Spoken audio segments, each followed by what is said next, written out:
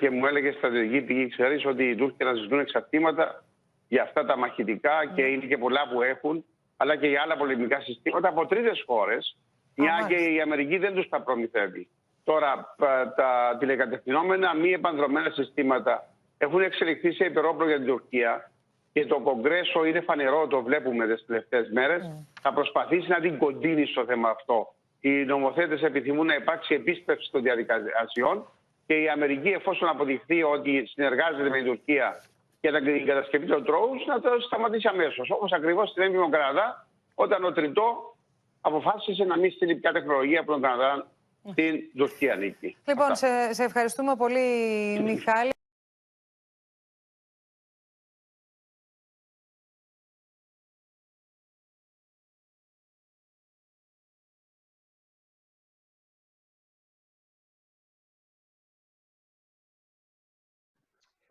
Yes, our next question will come from Dr. Theodore Halatsis. If you could please unmute and turn on your camera. Hello, I don't know if you can hear me. Yes, sir, President. Yes. Please go ahead, sir. I am here today as President of the Canadian Hellenic Congress, representing our members, and I would like to thank Minister Champagne and his office and all the MPs for taking the time to meet with us today to discuss matters of concern to Canadians of Hellenic origin. We hope that today's discussion will help to strengthen the ties between our government and our community, enhancing our mutual cooperation. Within the mandate of the Canadian Hellenic Congress to represent, advance, advocate, and promote the interests and concerns of Canadians of Hellenic descent and Hellenism in general, the CHC has communicated with Prime Minister Trudeau and our government over the past several months on issues of current concern to Hellenes across Canada.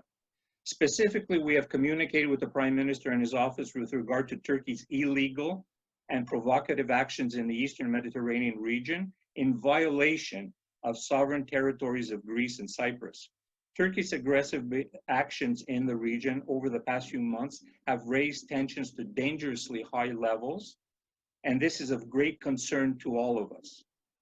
We have also communicated with the Prime Minister and with you, Minister, on the issue of Hagia Sophia and Turkey's defiant decision in contravention of international law to convert the great church into a mosque. We believe that Turkish President Erdogan's decision reflects a rhetoric of conquest that heightens the alienation of Constantinople's Christian past and brands Turkey's non-Muslims as reconquered subjects and second-class citizens. You will recall, Minister, that our most recent communication with you on the issue of Hagia Sophia was actually a joint letter with the Armenian National Committee of Canada and the Serbian National Shield Society of Canada, representing Greek, Armenian, and Serbian communities of Canada, respectively. In view of Hagia Sophia's UNESCO's World Heritage Site status, this is clearly a matter of international concern and not just a domestic issue. And given that Canada is a founding member of UNESCO, in our letter, we urged you, as well as our Prime Minister and our Canadian government, to 1, condemn Turkey's illegal actions and defiance of international law. 2, to make a public declaration in support of UNESCO's statement on this matter. 3, and to make every diplomatic and political effort to reverse Turkey's decision and to safeguard all universal heritage sites around the world. Another matter of serious concern to our community is the sale by Canada of military drone optics to Turkey, despite an arms embargo that is in place. Turkey's long history of aggression and human rights violations, as well as violations to its neighbors' sovereignty and a total disregard for international humanitarian law, are well known and reinforce our belief that as Canadians, we must not in any way, shape, or form assist the Turkish government by providing military weapons or technology to be used in an offensive manner. As such, the CHC wrote to Prime Minister Trudeau in June of this year, urging him and our government to recognize Turkey's state of policy of aggression and expansionism in the Middle East and the Mediterranean Sea, to respect the embargo and to cancel the sale of Canadian drone optics to Turkey. Another issue that the CHC has been advocating for the past several years is the recognition of the Pontian Greek genocide by the government of Canada. And we hope that this soon will become a reality. It is way overdue. In closing, Canada has a long-standing record as a staunch supporter of the rule of law and of humanitarian rights and religious freedoms, and must uphold the international law by publicly condemning Turkish government's illegal actions. We see it as a choice between joining those nations who have already condemned and work to end significant and sustained human rights and international law violations and illegal actions, or stay deafeningly silent in the face of these violations and actions. Because we believe our choices define us as people and as nations, it is our hope that Canada will choose to be a nation that works alongside those other nations to uphold human rights and international law. Thank you very much for hearing me. Well, Mr. President, I am delighted. First of all, I think it's the first time we meet. I wish it could be in Yes, person, it but I is. just want to let you know that my door is always open to you. I have great respect for your views, and certainly I took notes of your comments, which I knew, and I can assure you, when it comes to issue of human rights, I can assure you, it might be a perception in Canada, but I don't think there's many countries in the world, when I talk to my foreign colleagues, that would think that there's a country who speaks more often on human rights than Canada. I think we've been at the forefront with the EU, certainly more often than perhaps any other country I can think of, to make sure that we uphold the rule of law, whether it was in Hong Kong, whether it was with Xinjiang. In the Eastern Mediterranean, I've been engaged with NATO on numerous occasions. I think if you were to ask NATO, they would probably say Canada has been one of the most engaged in the discussion so far. So there's been a lot of diplomacy, I would say, in the back room, which might not be obvious to everyone who's watching us. But I think that's what allowed us, when we were talking with the SecGen, to come to at least bringing the parties closer together on de-escalation in the Eastern Mediterranean. And I'd be happy to brief you, have my officials brief you more deeply on what we've been doing with that. And certainly I take your comments about the Arms Trade Treaty. As you know, we probably have one of the most robust systems in the world.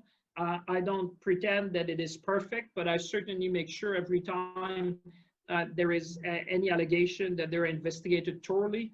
On this one, I can assure you we're talking about a handful of equipment, and all the military intelligence that we have been talking to have confirmed that these weapons have been used in the fight against ISIS and not for any other use. Now, I appreciate there might be different views, but I'm just telling you very upfront what is the evidence that we have been receiving from NATO and other countries which are engaged. But I'm more than happy to engage with you on that. I appreciate your comments with respect to that. And I can, these export permits, Mr. President, I wish I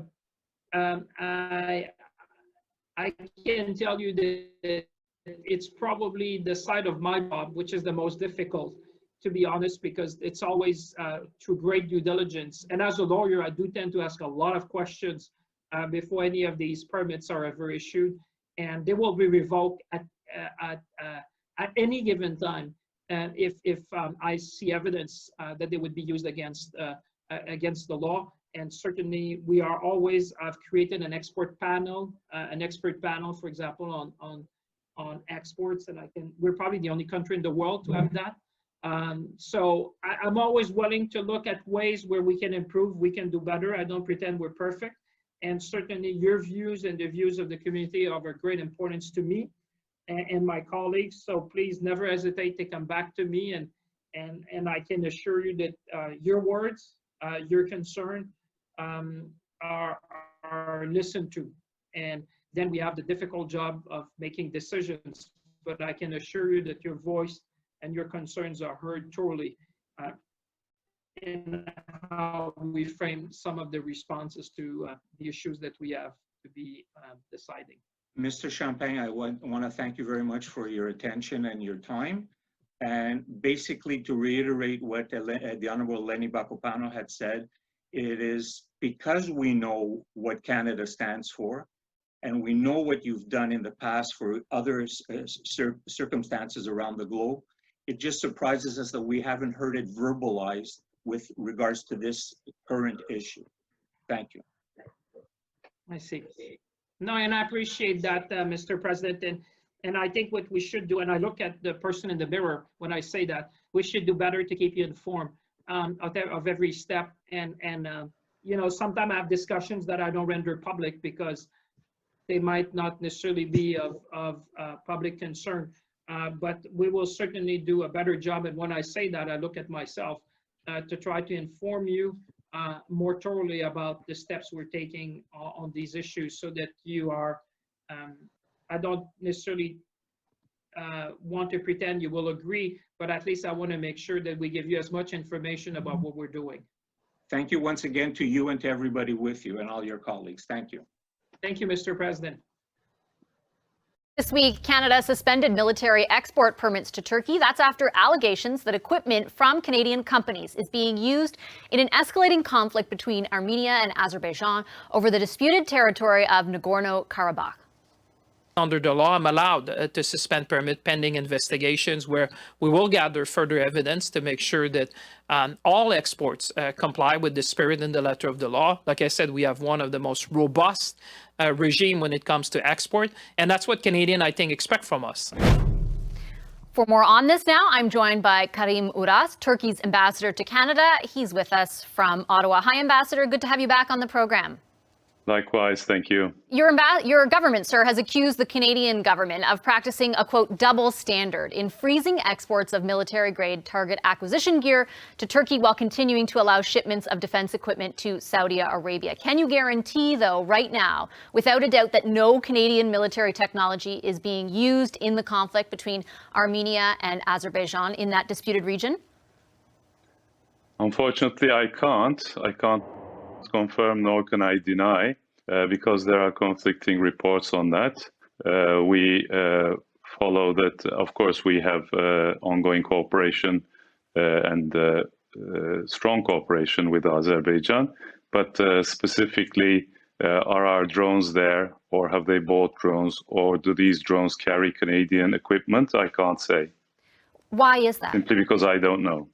Why don't you know? Why doesn't your government know? If your government, in fact, purchased that, how do you not know whether it's being used? Well, this developed in a very hasty fashion, as you know, and we think it's surprising, it's unjustified, it's hasty, it's not in line with an allied spirit, and it amounts to rewarding the aggressor. So I was busy on Sunday talking to our people back in Ankara as to what is the extent of our cooperation. And I got conflicting reports, like the Undersecretariat of Defense Equipment said that, yes, they have bought them, but they haven't arrived yet. They're on their way. Others said, well, we don't know. And so there is a bit of controversy there. So I don't want to go into it, not in order to mislead you or your viewers. So until that information can be confirmed, or until you're able to ascertain what the truth is, do you understand how Canada would want to suspend things just to make sure they can also verify whether or not that's happening? Why are you, accusing the Canadian government of having a double standard when, in fact, you can't tell them for sure that that equipment isn't being used? Well, because there's nothing to substantiate any negative claim, and I would make the case that actually drones, by pinpoint targeting the aggressor, are actually upholding human rights, not, I would say, eroding them. So actually, it is a support in that sense. But in any case, without a proper report, it's very hasty and it disrupts our own system. And it's rewarding the aggressor because, Azerbaijan is trying to save its own land from Armenian aggression, which has been going on for 30 years. And they have occupied 21% of Azeri territory. The Armenians have led, because of their human rights violations, to the fleeing of 1 million Azeris. They are IDPs in their own land and in very squalid conditions. So disregarding all this and rewarding the aggressor as we see it is not a very appropriate or good policy. It's not in line with NATO allies. I think with respect, though, sir, and I do say this with a lot of respect, that's the way that you're characterizing it. You just said, as we see it. Certainly, many of your NATO allies at this point don't see it exactly the way you do. They have not labeled, for example, let me finish, sir. They have not labeled because there Armenia the are aggressor. UN Security Council resolutions 822, 853 of 1993, 874, 884. And there is the UN General Assembly Resolution 62/243, which says, and I'm reading, quoting, immediate, complete, and unconditional withdrawal of all Armenian forces from Azerbaijan. So this is the position of the international system. And the UN system. That's not a fair characterization of the entire system as it stands right now. I understand that you're going over historical interpretations of it. At this point in time, it's still valid. At this point in time, that's not what everybody is saying. French President Emmanuel Macron, for example, an ally that you point to, accused your country last Thursday of sending Syrian jihadists to fight in that conflict between Armenia and Azerbaijan. That is not correct. I can tell that for a fact. And actually, the contrary is true. There are mercenaries there, that's true, but they are Yazidi Kurds, and they are in, the Armenians call them the Sasna Serer unit. There's also something called Voma, which is a mountain artillery battalion, and there are PKK forces there, which are fighting with the Armenians, for the Armenian forces. These are the mercenaries. And Ambassador, I understand I understand that is what your government, that is what you believe. But you're also trying to say that all your allies stand with you, and that's not the case. I'm telling you, giving you hard information. If you want, I can share this with you. This is a report on the Armenian mercenaries. I'm happy to read it, and I understand that. I'm not an expert on the conflict that's happening there, but I have read very carefully. Excuse me? Yes, I understand. I have read very carefully the reaction. I don't understand why you need to make that personal. I have read very carefully the reaction from many other of the allies that you claim are aligned with the facts that you choose to present, and that simply isn't the case, as I just pointed out to you from the French president. Well, the French president, we appreciate his efforts to find a solution within the OSCE group and the Minsk group, one of the three countries, but they've been negotiating for 30 years, and the only service they have delivered has been consolidating the occupation. So we are not in favor of using force to solve issues. Of course not. We are diplomats. We would love a peaceful resolution, but it's not there, and every avenue has been tried, and it's not working. So as a result, you're not in favor of a ceasefire, right? The Azeri patience has run out, and it was an Armenian attack the first day, and it backfired terribly for them. So I can understand the Azeris when they say we want to liberate our own territory, which is 21% under occupation, as I said. But if a peaceful solution is possible, why not be supportive of that? And if you can't be supportive of that, why can't you understand that Canada would be hesitant to export military weapons to your country? Because we're not even sure that they're there. Secondly, we are in support of peace, and our minister was there yesterday trying to resolve the issue and talk to the Azeris, but there is the national sentiment there. We are supportive of them, but we are not a party, of course. Turkey is not a party. We are a NATO member. Yeah, the president, though, has said, condemned calls for a ceasefire, arguing that until Armenia ends its occupation, a ceasefire will just lead to future conflict. So what kind of peace are you supportive of?